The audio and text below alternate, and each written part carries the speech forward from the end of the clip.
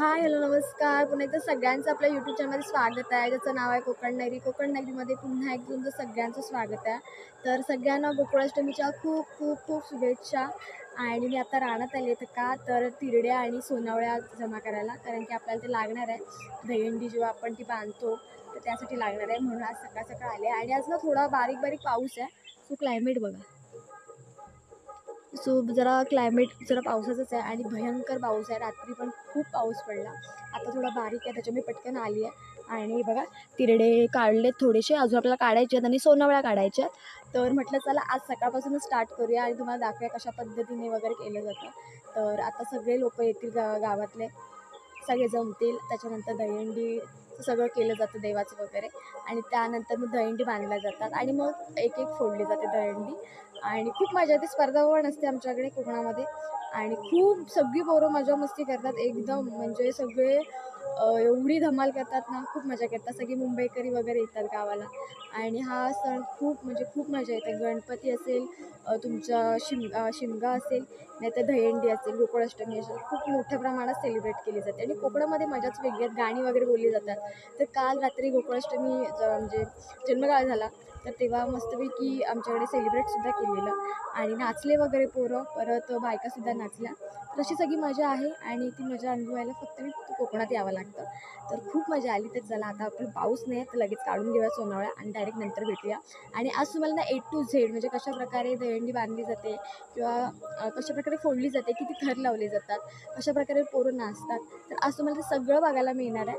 So नक्की तुम्हाला video आवडेल आणि नक्की लाईक करा, शेअर करा आणि सबस्क्राईब करायला तर अजिबात विसरू नका. तर चला आता मी आले लवकर, तर सोनाळ्या वगैरे काढून घेते, पाऊस नाही तर ही बघा, ही आहे आपल्या घरातली दहीहंडी आणि आता त्याची पूजा वगैरे झालेली आहे. आतमध्ये सगळं टाकलेलं आहे. आता फक्त बांधायची बाकी आहे आणि तिरडे आणि सोनावळ्या वगैरे लावायच्या आहेत. तर इथे पूजा वगैरे सगळं झालेली आहे. केळी पण बांधायची आहेत आणि सगळं दही वगैरे आतमध्ये लाह्या वगैरे सगळं टाकलेलं आहे. तो थोड्या वेळाने वरती बांधणार आहोत, तेव्हा तुम्हाला दाखवते.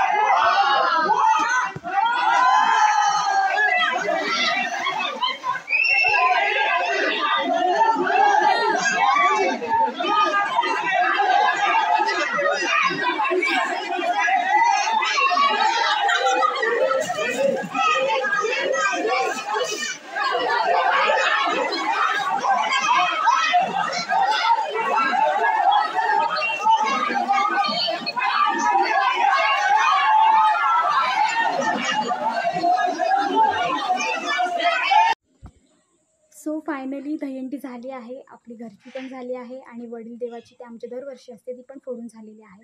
सो मस्तपैकी पारंपरिक पद्धतीने दहीहंडी झालेली आहे फोडून वगैरे. आणि आमच्याकडे बाहेर पण जातं, तुम्हाला माहिती आहे की स्पर्धा वगैरे पण असतात, सलामी वगैरे असते आमच्याकडे. सो सलामीला वगैरे लोक म्हणजे आमच्या गावातले सगळे जातात. सो तिकडे गेलेत सुद्धा. आणि तुम्हाला नक्की आवडेल व्हिडिओ, नक्की बघा कशा पद्धतीने थर लावले जातात. सो गावामध्ये एक वेगळ्या प्रकारची दहीहंडी असते, जशी शहरात असते त्या पद्धतीने गावामध्ये असते, पण थोडी वेगळ्या पद्धतीने नाचणं आलं, गाणं आलं, सगळंच आलं. सो सनई वगैरे पण वाजवली जाते आणि मस्त ढोल वगैरे वाजवले जातात, गाणं म्हटलं जातं, पोरं छान पद्धतीने नाचतात. सो बघू शकता तुम्ही. आणि जर तुम्हाला व्हिडिओ आवडला तर नक्की लाईक करा, शेअर करा. आणि पारंपरिक पद्धतीची गोकुळाष्टमी तुम्हाला या व्हिडिओच्या मार्फत बघायला मिळेल. सो चला आता इथे थांबणार आहे. सो आणि एक म्हणजे पाऊस नव्हता, सो आज एक नशीब आहे की पाऊस नाही, त्याच्यामुळे अजून मजा आली. सो चला आता आपण इथे थांबणार असतो. असंच व्हिडिओ घेऊन पुन्हा भेटणार आहोत. तोपर्यंत बाय बाय.